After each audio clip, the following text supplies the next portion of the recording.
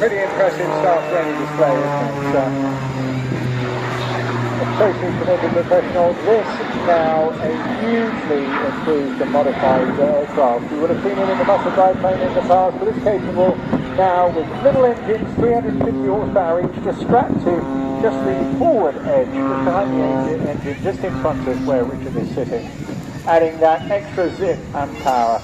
And you'll see this hovering manoeuvre and gyroscopic manoeuvre of this air display, matching anything he has done in the past. An incredibly agile machine.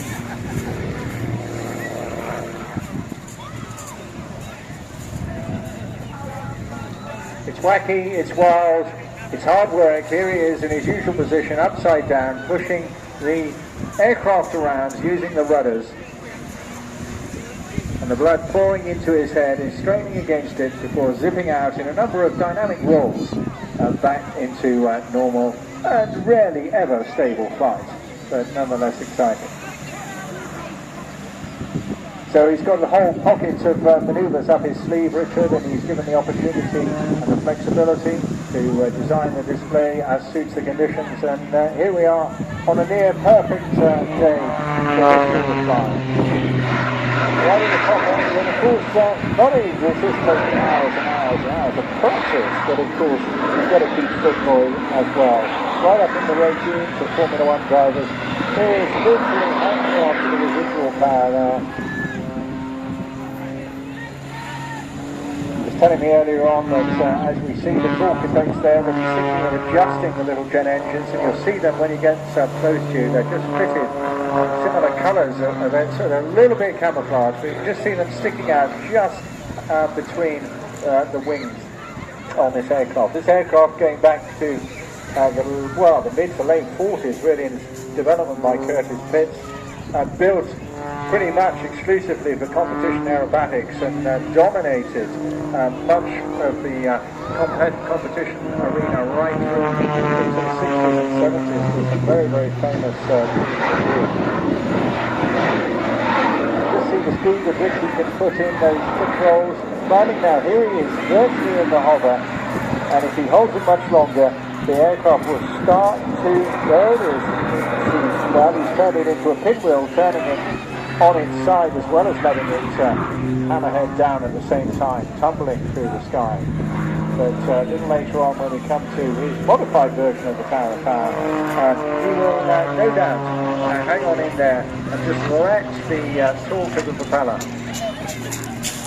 turn it into a gyroscopic manoeuvre whilst he's maintaining a virtual hover position using that residual power from those additional little jet engines. Many people have made the Pitts their personal steed and made very famous, but there was a lady back in the States who made the most of this. Her name was Betty Skelton, and many of the early Pitts had a little monograph on the side, and hers was the Little Stinker. And that one now hangs upside down in the Smithsonian Aviation Museum at Dulles Airport in Washington, so do take a look when you're passing through. This built from scratch, a modified S2S fuselage. One of the major differences with this, the wing design is unique, massive ailerons and more wing area, giving it the most phenomenal roll rate and better low-speed handling.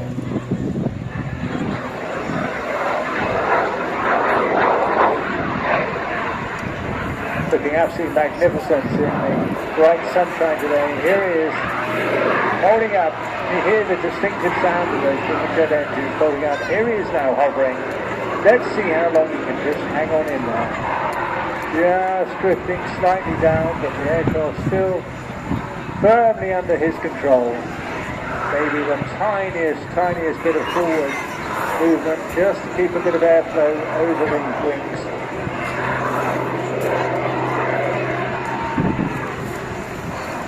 Holding it off the gyroscopic for a moment, putting the power back on, recovering easily.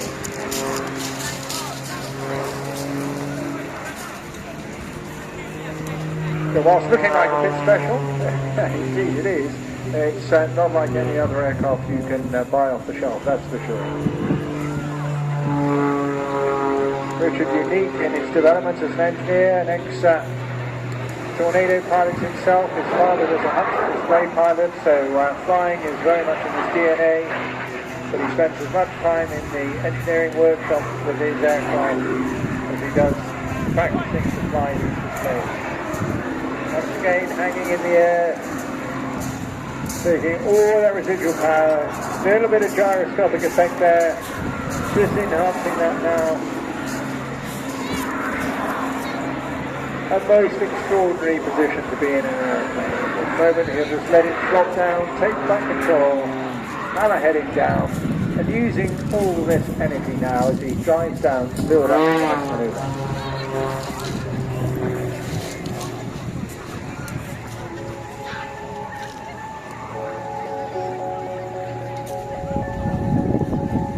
Hates going anywhere in a straight level direction, does Richard.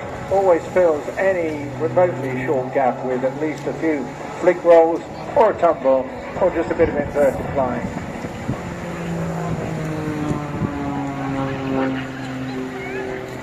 They're skidding and rolling at the same time across the sky. The heart of the power being the 6-cylinder 8.5 litre 540 Lycoming engine. Got all the extras on board, including a massive smoke system. The original gear taken off, strengthened with new titanium sprung gear links and a new shape around what is a carbon cowling, reducing the weight and the profile drag of the machine. And also a modified rudder, giving it much better yaw control, which you can see uses extensively throughout the course. Back up into another hover. There's very much going to be the trademark of this jet's the G-JPIT variant of his stable of aircraft. And that really is static, isn't it? That's a hovercraft. Quite astonishing. Gyroscopic effect breaking in now, letting it tumble down, losing his airspeed and control, and now the weight and the downward trajectory giving all that energy back.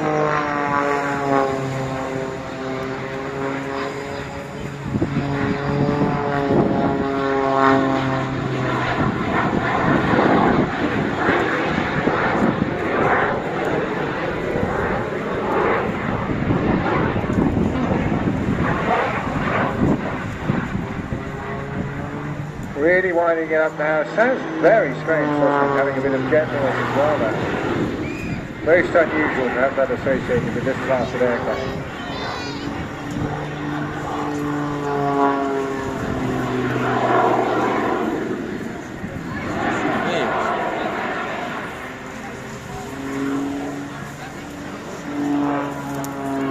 Climbing so much easier as well. Look at that, a tower of power.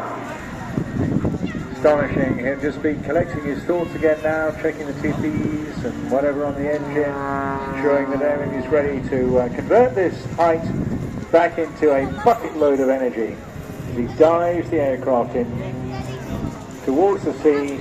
As soon as he levels out, he'll almost certainly throw in a couple of extra flick rolls. Smoke is on. Putting up the G now. He's getting into a hesitation roll. Pushing out now, the blood's rushing to his head. Now putting in those rolls.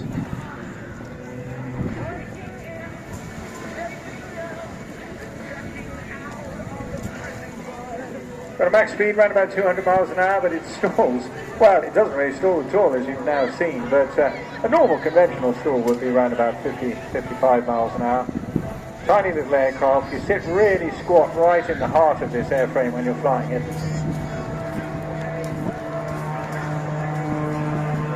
And again, trademark, nitrate mark.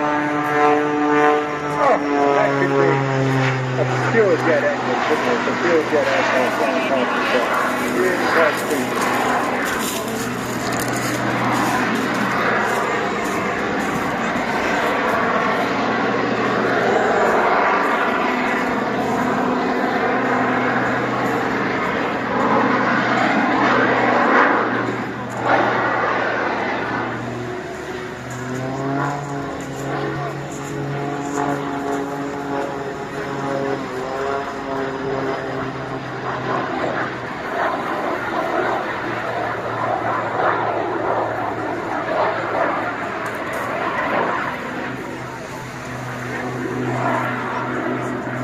just got the most phenomenal climbing rate on this. Just, I don't know, it's like a mini typhoon, isn't it? Absolutely astonishing performance on this. What a difference from G-JPIT. I think he's just calling there for his final pass. That was an exhilarating climb up into the sky. Fantastic performance indeed. Absolutely amazing. That's the first time I've actually seen it. I've spent